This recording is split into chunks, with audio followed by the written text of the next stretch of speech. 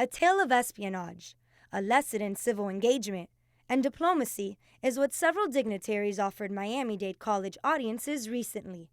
It started with former CIA agent Valerie Plame-Wilson and Ambassador Joseph Wilson at a Miami Leadership Roundtable breakfast.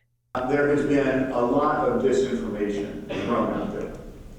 As the administration decided that character assassination and defamation was their preferred strategy. The couple spoke of their confrontation with White House and State Department officials during the Bush administration. Plame-Wilson's identity as a covert CIA officer was exposed when leaked to the press. After giving their story, they autographed books, including Fair Game, a book so captivating that Hollywood producers turned it into a movie starring actors Sean Penn and Naomi Watts. The next stop for the couple was at the Wilson campus, where they interacted with students in a Q&A session.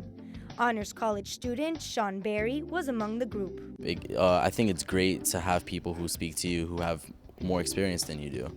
And it doesn't even matter what field you're going to. Any field, anything that someone can share with you that they've learned through their experience, just as parents teach their children, I think it helps them, mature. Helps a person mature and learn from those mistakes and make sure that the future of, in this case, our nation, becomes a better thing than what it has in the past and in the present. The second dignitary to be part of this Leadership Roundtable series was the Honorable Madeline Albright, the first female Secretary of State this nation has ever had.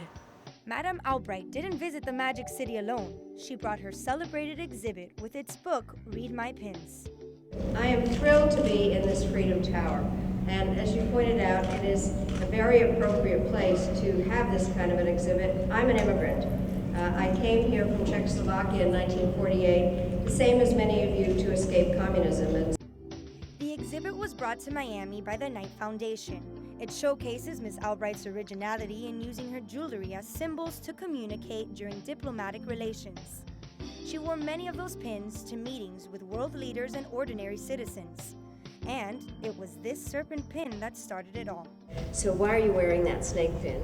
And I said, because Saddam Hussein compared me to an unparalleled serpent. And then I thought, well, this is fun. So I went out and I bought a bunch of pins, mostly costume jewelry, to reflect what we were going to do on any given day. The former secretary made the time to autograph copies for those purchasing her book.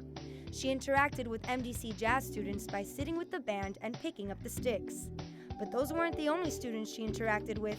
Earlier in the day, she met with a diverse group of students from the Honors College.